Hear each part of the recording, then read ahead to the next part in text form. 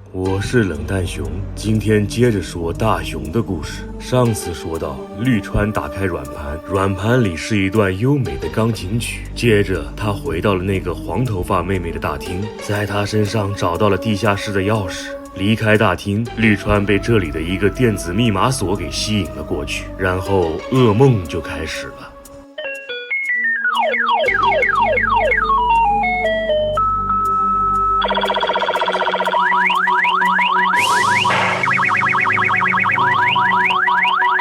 不知道过了多久，绿川的指纹都磨没了，冷淡熊的头也秃了，就连传统异能都翻车了。没有办法，只能选择放弃这里。应该不会有什么影响流程的道具在这该死的房间里。绿川继续探索旅馆，在1楼最左边的酒吧里发现了一台钢琴，把软盘插进钢琴，又响起了熟悉优美的钢琴旋律。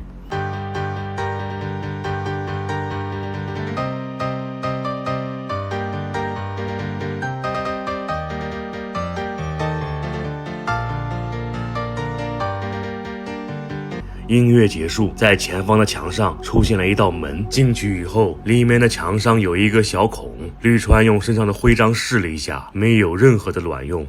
接着来到地下室，用黄头发妹妹的钥匙打开了一道门，这里找到了一些补给和一本遗书的下册。又在旅馆里转了很久很久，没有找到任何能让游戏继续下去的线索。其中的奥妙想必在那间需要密码打开的房间里。于是冷淡熊我找来了小学时候的数学课代表，课代表试了2下，也说没有办法，而且态度极其的恶劣。我俩打了一架，我没打赢，但最后还是解开了房间的密码。课代表离开之后，我终于理解了“好男不和女斗”这句话，原来是在保护男同胞。言归正传，进入密码的房间，拿到了一个金色的徽章和一些补给，再次返回钢琴的房间，放上金色的徽章，墙壁上的物品发生了变化，得到了一个红外瞄准器，仅此而已，其他什么都没有。耗费了那么长时间，还挨了顿揍，仅只是一个升级手枪的配件而已，但是还是没有能够推进游戏剧情的道具出现。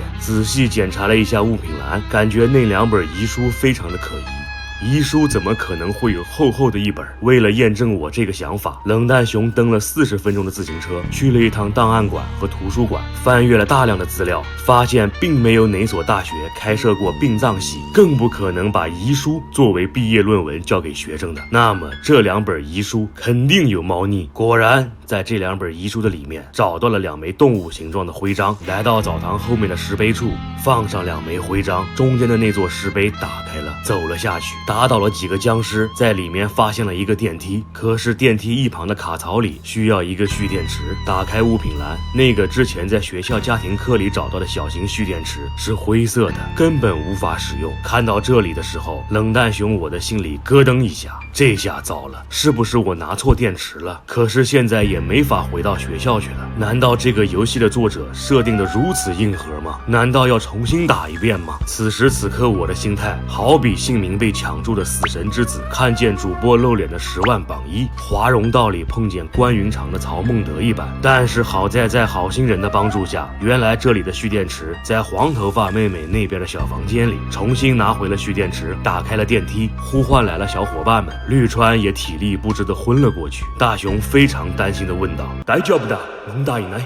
这群单纯的孩子并没有趁热，而是把绿川扶到了一旁休息。角色又换回了大熊，通过电梯，大家来到了下一层。这下面的构造来看，这事情绝对不是天灾这么简单。胖虎简单做了一下部署，大熊开始探索了。走进左边的洞穴，接着往地图的上方走，来到了一处光线很充足的地方。这里的尽头躺着一个看似是科学家的人。大熊走过去询问情况，科学家告诉大熊，这一切都和安布雷拉公司有关。刚要深入细节的时候，不知从哪里射来了一发子弹，打中了科学家。就大熊这个站位，加上4面都是墙壁，是如何击中科学家的呢？走进科学栏目，看来又要上线了。大雄退出这间洞穴，外面的小怪已经从僵尸通通变成了绿色 boy 了。大雄继续探索，在小伙伴们聚集的地方下边往里走，有一处吊桥，可是没有把手。这里不用看攻略都知道，把手肯定在刚才那个柯小家的身上。拿回把手，